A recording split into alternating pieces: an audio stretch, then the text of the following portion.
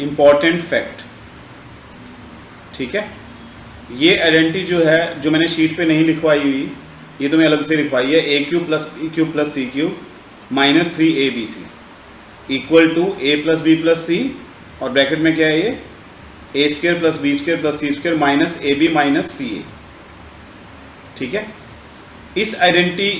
का एक important fact है, वो क्या है, देखो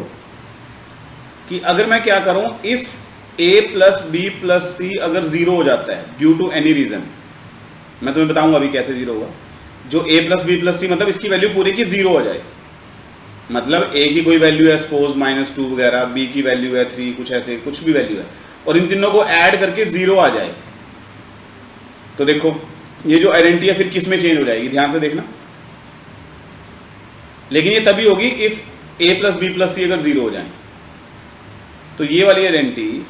अब ये जीरो हो गया मान लो ड्यू टू एनी रीजन, इसकी जगह हम जीरो पुट करेंगे, और इनटू क्या है ये सारा a square plus b square plus c square. फिर मैं तुम्हें इसका क्वेश्चन भी करके दिखाऊंगा कि किस तरह से अप्लाई करनी है आइडेंटिटी, ठीक है। तो अब देखो जीरो इंटू एनीथिंग, ये यहां पर ले लेते हैं इसको, जीरो इंटू एनीथिंग जीरो हो जाएगा, यानी a cube plus b cube plus c cube minus 3abc equal to 0। यानी ये जो आइडेंटिटी थी ना, देखो पहले पूरी जो बड़ी आइडेंटिटी थी, हम क्या ले रहे हैं कि अगर ए और बी और सी की वैल्यू कुछ इस तरह से दी हुई है कि इनको ऐड करके 0 बनता है, तो फिर ये जो पूरी आइडेंटिटी है इसको हम ऐसे लिख सकते हैं, a cube plus b cube plus c cube, ये तो जाके प्लस हो जाएगा, तो 0 प्लस 3abc 3abc।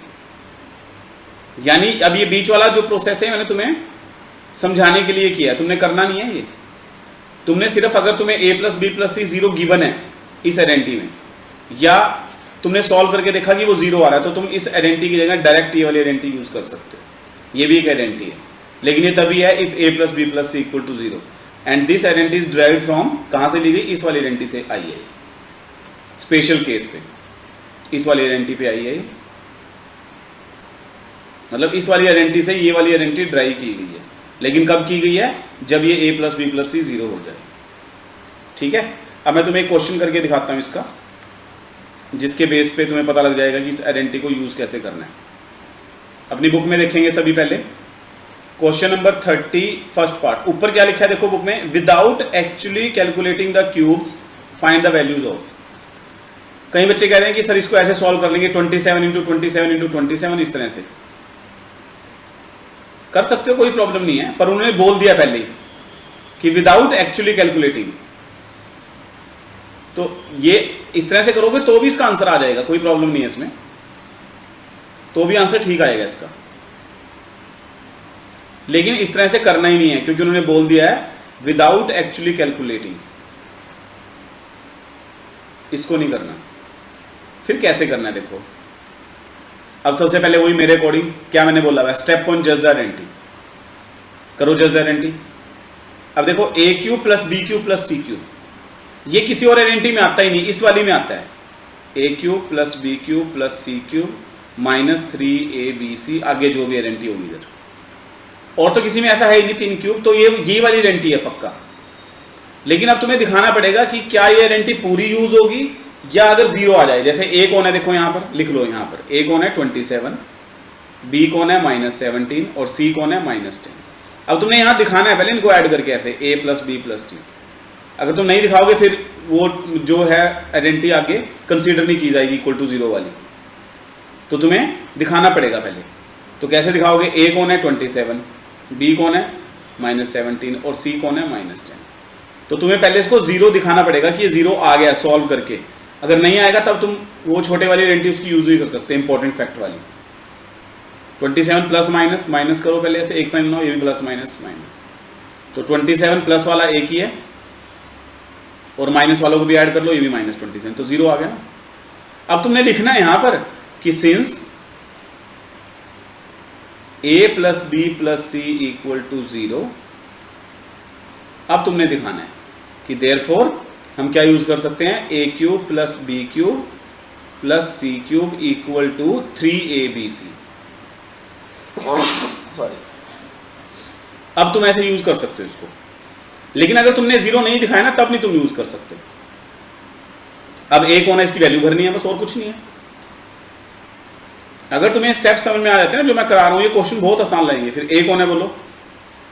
ए इसमें 27 है, तो 27 क्यूब, और बी कौन है -17, क्यूब तो बाहर है, और सी कौन है -10, और इक्वल टू 3, ए 27 है, बी -17 है, और सी -10, ये -10 है। अब इनको मल्टीप्लाई कर लो आपस में, 3 इंटू 27 इंटू ये, देखो ये तो माइनस माइनस प्लस बन जाएगा। 27 इंटू 3 कितना होता है 81, और 17 इंटू 10 170, मतलब इसको 170 से मल्टीप्लाई कर दो,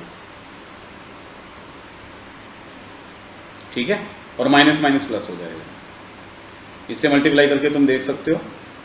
81 170 तुम ऊपर लिख लो पहले, ठीक है, या इधर जगह नहीं है तो यहाँ कर लो, इंटू 81। अगर तुम्हें 17 का टेबल आता है तो तुम 0 लगा के डायरेक्ट भी कर सकते हो, पर मैं तुम्हें भी ऐसे कर देता हूँ, ये आ जाएगा यहाँ 0 7 7 और 1 3, यानी 13770। बस ये इसका आंसर आ गया। देखो क्योंकि उन्होंने क्या बोला था, इसको सॉल्व करो, तो ये हमने इसके इक्वल ले आए, यानी इसकी वैल्यू इसके इक्वल है। बोलो आ गया समझ में? Yes sir. हाँ, जिसको नहीं आया वो बता सकता है मेरे को, ठीक है, लेकिन तुम्हें पहले a प्लस बी प्लस सी इसमें 0 दिखाना पड़ेगा। तो इसके बेस पे काफ़ी सारे क्वेश्चन जो तुम सॉल्व कर सकते हो, ठीक है, ये कर लेना। Question number 28, if a plus b plus c equal to 0 then find the value of a square upon b c plus b square upon c a plus c square upon a b. तो अब देखो जब ये लिखा आ गया ना if a plus b plus c equal to 0, तो तुम सीधा लिख सकते हो कि therefore a cube plus b cube plus c cube equal to 3abc, direct, कोई प्रॉब्लम नहीं, बीच में तुम्हें वो सारा करके दिखाने की जरूरत नहीं है। जो मैंने तुम्हें बताया था ना, ये वो सिर्फ मैंने तुम्हें प्रूव करके दिखाया था कि ये a cube plus b cube plus c cube हम 3abc क्यों लिखते हैं, क्योंकि a plus b plus c 0 हो जाता है, तो 0 इंटू एनीथिंग वो सारा 0 हो जाती है राइट साइड, और ये लेफ्ट साइड में होता है तो इधर आ जाता है, ठीक है, ये आ गया यहाँ से। अब जिसको सॉल्व करना है उसको लो, हमें किसकी वैल्यू फाइंड करनी है, a square upon b c plus b square upon c a और plus c square upon a b. अब मैं जिससे पूछूंगा उसी ने बताना है, ठीक है, यहां से बताना है उसने।